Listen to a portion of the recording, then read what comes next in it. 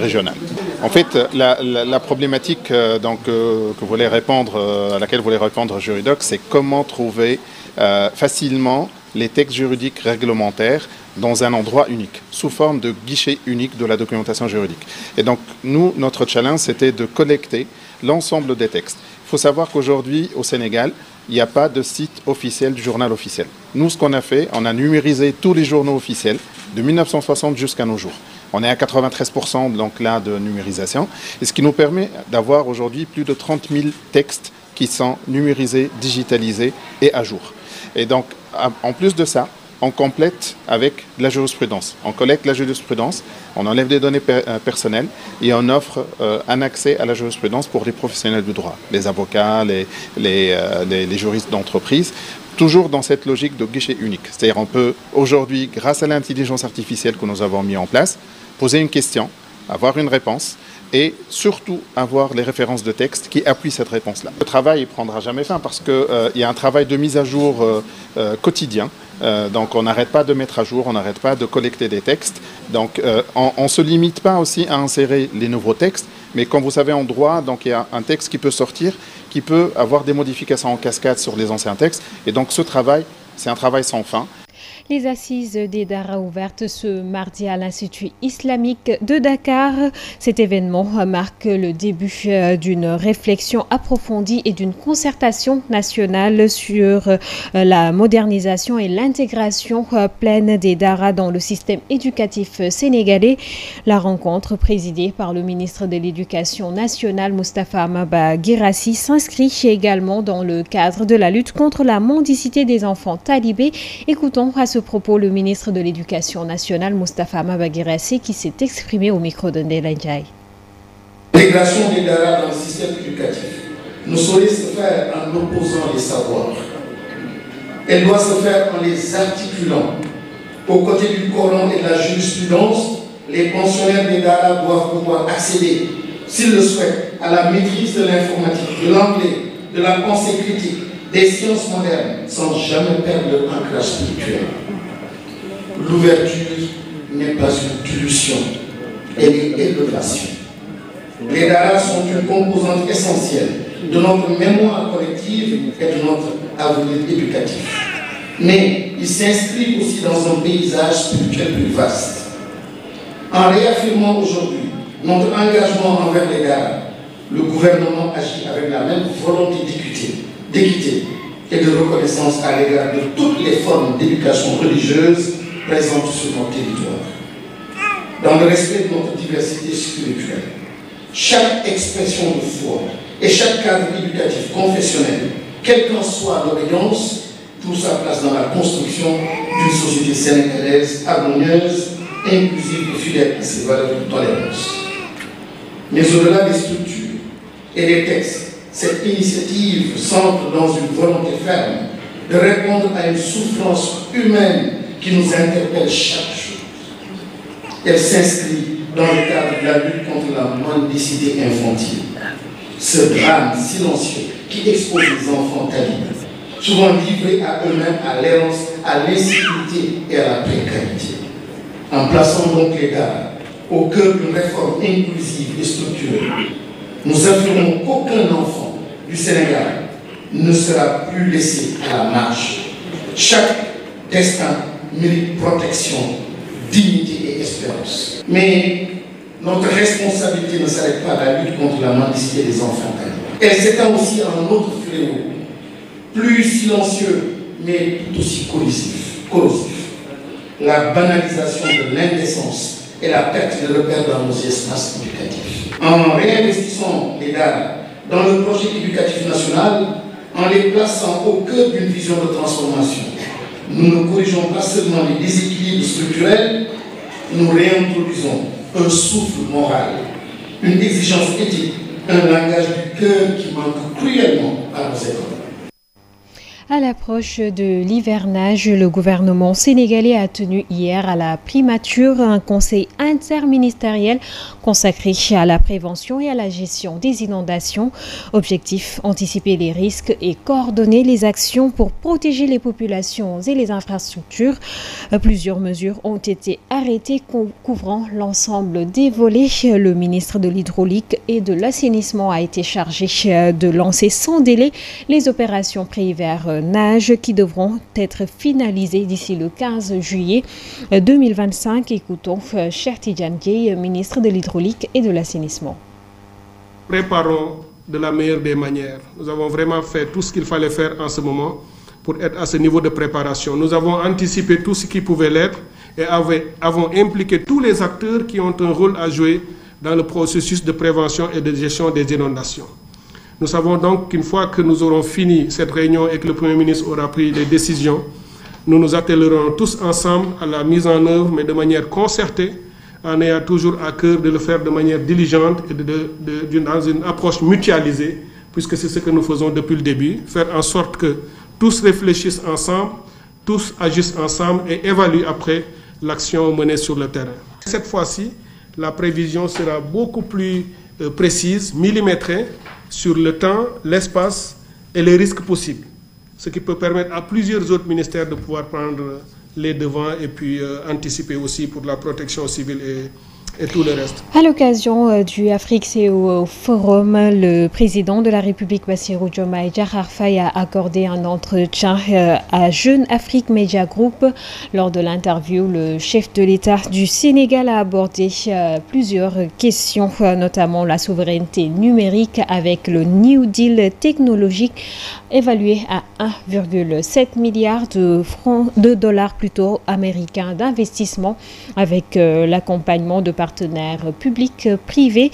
Voici un extrait de l'entretien du chef de l'État face à Jeune Afrique Media Group que je vous propose de suivre. La souveraineté, la vision que nous en avons, c'est une vision stratégique prioritaire au Sénégal dans la mesure où nous considérons que c'est une révolution que nous ne pouvons pas rater après les autres révolutions qui se sont passées quasiment sans nous, je veux dire sans l'Afrique. Sous ce rapport, notre vision s'articule autour de 3 axes que sont la maîtrise des infrastructures, le développement des compétences et la maîtrise du cadre réglementaire.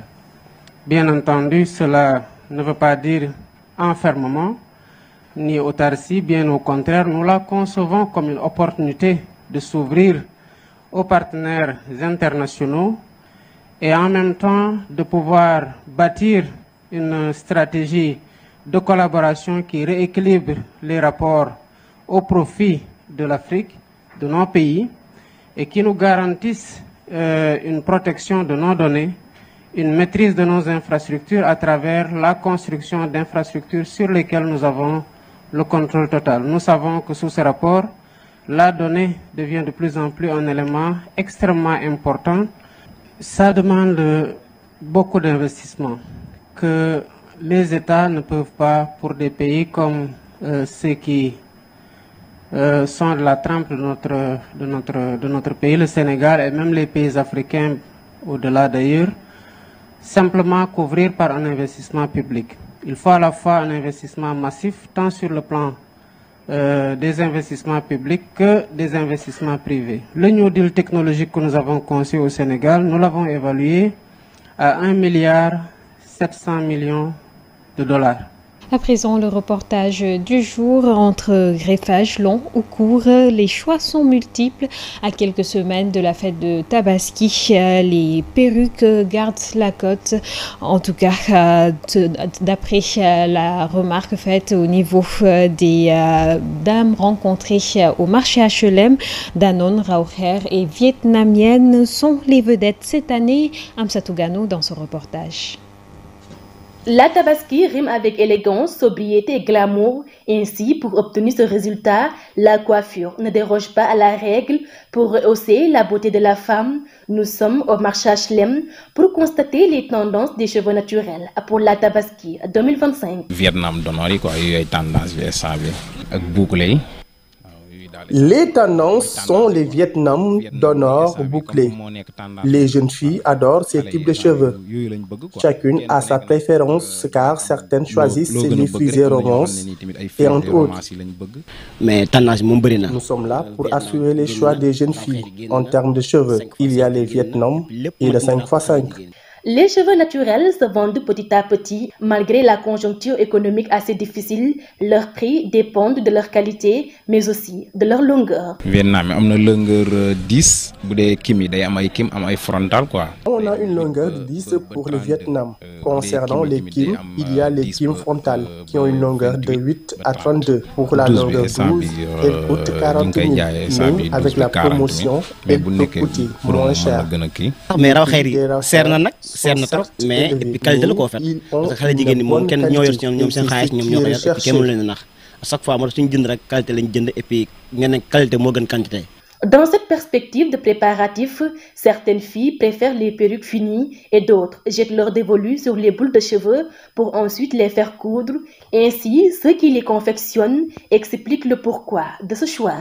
Je couds tous les types de cheveux, les raides, frisés et bouclés, mais je couds plus les cheveux d'honneur qui font partie des tendances. Il y a des filles qui apportent des boules de ses cheveux pour que je les confectionne. Parfois, les clientes amènent leurs perruques qui sont abîmées pour que je les répare.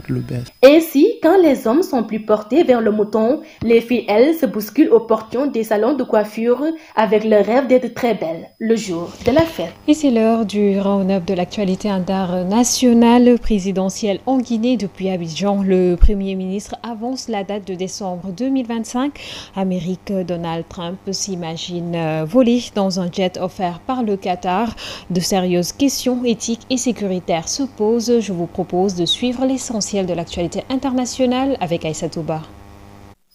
Pour l'actualité hors de nos frontières, d'abord en Afrique, invité ce 12 mai 2025 à faire la promotion de son pays lors de l'Africa CEO Forum organisé à Abidjan, le Premier ministre guinéen Amadou Riba a confirmé un certain nombre de rendez-vous pour la fin de l'année et notamment la tenue de l'élection présidentielle en décembre. Face aux investisseurs présents à l'Africa CEO Forum, le Premier ministre guinéen a pour la première fois détaillé le calendrier des échéances politiques à venir. Par ces simples mots, 21 septembre 2025, le référendum constitutionnel sera organisé. En décembre 2025, à la fois l'élection présidentielle et l'élection législative.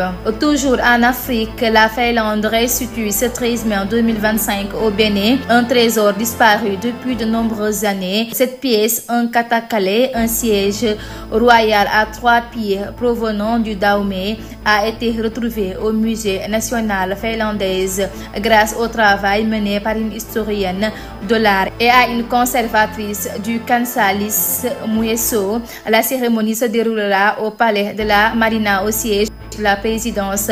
Ce sera là une restitution très symbolique car ce katakale constitue la 27e pièce du trésor royal Dahomey. En dehors de l'Afrique, 2 mois après un procès intense et ultra médiatisé, le tribunal correctionnel de Paris a déclaré mardi 13 mai coupable Gérard Depardieu d'agression sexuelle sur 2 femmes lors d'un tournage d'un film en 2021. L'acteur a été condamné en son absence à Paris à 18 mois de prison avec sursis. L'acteur va faire appel de sa condamnation, a annoncé son avocat. Gérard Depardieu, 76 ans, était dernièrement sur l'île de São Miguel, la plus grande de l'archipel des Açores, pour le tournage d'un film dirigé par son amie Fanny Ardant. Enfin, le président américain Donald Trump rêve de voler dans un jet flambant neuf offert par le Qatar. Mais ce cadeau de 400 millions de dollars qui tombe à pic pour un élu obsédé par les avions présidentiels pose de sérieuses questions en termes d'éthique et de sécurité. Le recours à un avion offert par une puissance étrangère suscite par ailleurs de vives inquiétudes en termes de sécurité. Air Force One n'est pas qu'un moyen de déplacement privilégié. Il est également conçu pour servir de centre de commandement mobile pour le président en cas d'attaque contre les États-Unis. Nous arrivons ainsi au terme de cette édition du mardi. Merci de l'avoir suivi. Excellente suite de programmes en compagnie de GTV. Bonsoir.